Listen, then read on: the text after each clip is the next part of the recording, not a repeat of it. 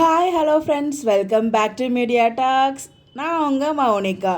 இது போதும் எங்களுக்கு, இது போதும். ஏன்னா நேற்றுக்கெல்லாம் சத்தியமாக முடியலங்க. ஏன்னா பிடிஎஸ் ஒரு பக்கம், இவங்க எபிசோடில் ஒரு பக்கம், என்ன குழப்பிருக்கீங்க.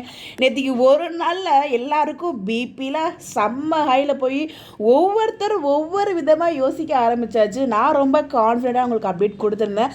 கண்டிப்பாக அது மேரேஜ் ஆகிக்கிறதுக்கு வாய்ப்பே இல்லை அப்படின்னு சொல்லிட்டு. ஸோ ஏதோ ஒரு அதாவது அவங்க நினச்சி பார்த்துருக்கணும், இல்லைனா ஏதாச்சும் இந்த லவ்வர்ஸ் கூட பேசிப்பாங்க இல்லையா, அந்த மாதிரி ஏதோ ஒரு கான்வர்சேஷனில் அந்த ரிங் மாற்றிருக்கலாம் அப்படிங்கிறத நம்ம அழகாக சொல்லியிருந்தோம். ஏன்னா எனக்கு ரொம்ப ஹோப் இருந்துச்சு விஜயோட கேரக்டரை இந்த மாதிரி மேரேஜுங்கிற மாதிரிலாம் போய் டேமேஜ் பண்ண மாட்டாங்க. பிகாஸ் நம்ம வீக்காக எந்த அளவுக்கு லவ் பண்ணுறோம் அப்படின்னு சொல்லிட்டு டீமுக்கும் தெரியும், சேனலுக்கும் தெரியும். ஸோ அதனால் அந்த ஒரு அழகான க்யூட் பேரை டேமேஜ் பண்ண மாட்டாங்க. இன்கேஸ் அவங்களுக்கு மேரேஜ் ஆயிடுச்சுன்னா நம்ம காவேரி செகண்ட் ஒய்ஃப் அந்த மாதிரி ஆகிடும் இல்லையா, ஹீரோவை அந்த மாதிரி ரொம்ப டேமேஜ் பண்ண மாட்டாங்க. அதுவும் விஜய் கேரக்டரை அவ்வளோ அழகாக கொண்டு போயிருக்காங்க, அதை டேமேஜ் பண்ண மாட்டாங்க அப்படின்னு சொல்லி எனக்கு ரொம்ப ஒரு நம்பிக்கை இருந்துச்சு. அந்த ஒரு நம்பிக்கையில் உங்ககிட்ட நான் சொன்னேன். அதே மாதிரி பார்த்தீங்கன்னா அவங்க அந்த யதார்த்தமாக அவங்க அம்மாவோட அவங்களுக்கு ஒரு பயம், அவங்களுக்குள்ள இன்செக்யூரிட்டிலாம் இருக்கும்போது அவங்களோட ஸ்டேட்டஸ்லாம் கொஞ்சம் கம்மி அப்படின்னால அதனால அவங்க பயந்துட்டு இருந்தாங்க, வீட்டில் இருக்கவங்க சம்மதிக்க மாட்டாங்களோ அப்படின்னு சொல்லிட்டு. அதனால் அவங்களோட அம்மாவோட ரிங் பார்த்தீங்கன்னா அவர் சும்மா போட்டு தான் விடுறாரு. இவங்க தான் பில்டப் தான் பேசுவாங்களே, அது லவர்ஸ்குள்ளே எல்லாரும் பேசுகிறதா, இதையே நான் கல்யாணமாக எடுத்துக்கிறேன் அப்படின்னு சொல்லிலாம் பேசுகிறாங்களே, அந்த மாதிரி ஒரு டைலாகை பேசுகிறாங்க. உடனே இந்த முகூர்த்த காமிச்சோன்னே எல்லாரும் செம்ம ஷாக்கெல்லாம் பார்த்துட்டு இருக்காங்க. அது நம்ம மனசில் நிறைய குழப்பங்களுக்கு இன்றைக்கி விடை கிடச்சிடுச்சு. இன்னும் எபிசோடில் நம்ம ஃபஸ்ட்டு எபிசோடில் நடந்துச்சுங்கிறத பார்ப்போம், தனியாக வீடியோவில் டிஸ்கஸ் பண்ணலாம். இந்த ஒரு சீன் பார்த்தீங்கன்னா நம்ம பிரவீன் மன்னர் சார் ஷேர் பண்ணி ஐ எம் சாரி கைஸ் அப்படிங்கிற மாதிரி அப்டேட் போட்டிருந்தாங்க.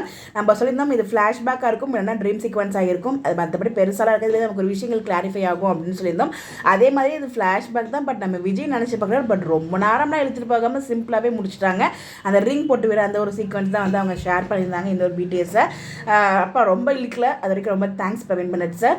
இன்னைக்கு எபிசோடில் பேக் டு பேக் ஹாப்பி தான். ஏன் அப்படின்னு பார்த்தீங்கன்னா, ஒரு பக்கம் நம்ம விஜய் நம்ம எல்லாரும் எதிர்பார்த்துட்டு இருந்த அந்த ஒரு மொமெண்ட், திடீர்னு காவேரியோட ட்ராக்கும் சைட் பை சைடு காமிச்சாங்க இல்லையா.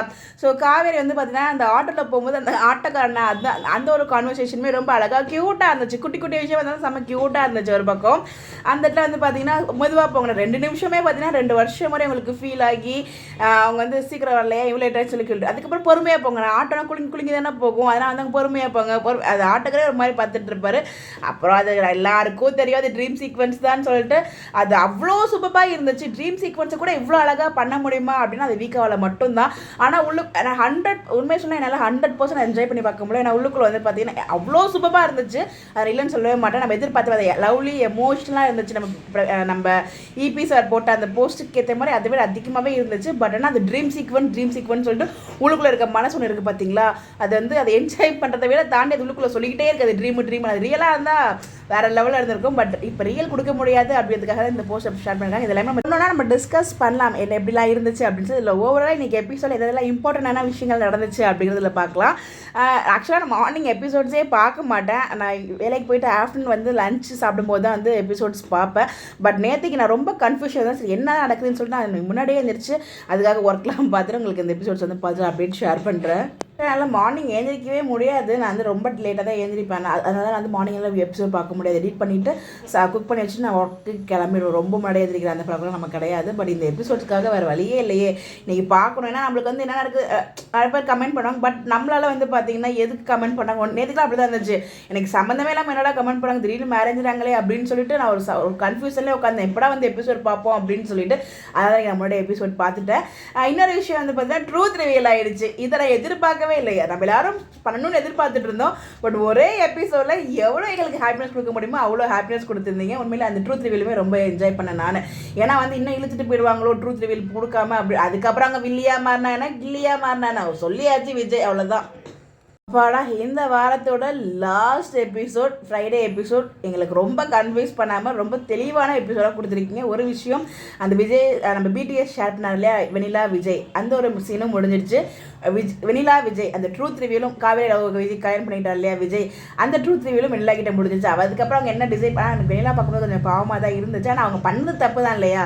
எல்லாத்தையும் ஒரே வீடியோவில் பேச ரொம்ப லாங்காக போயிடும். முக்கியமான இது எல்லாமே அந்த 3 சீன்ஸுமே நல்லா இருந்துச்சு. நம்ம விஜய் கிட்ட ரிவீல் பண்ணும்போது விஜயோட ஹாப்பினஸ் சொல்ல வார்த்தையே இல்லை. அப்பா என்ன ஒரு ரியாக்ஷன், என்ன ஒரு ஆக்டிங், நோ வேர்ட்ஸ், அதுக்கு வார்த்தையே இல்லை. இன்னொரு பக்கம் ட்ரூத் ரிவியல் அந்த பிடிஎஸ் இனிமே வந்துடுச்சு, விஜய் வெளியில் வருது. அப்பா ஹாப்பியாக இருக்குது அண்ட் ஹாப்பியான வீக்கெண்ட் எல்லாருக்குமே.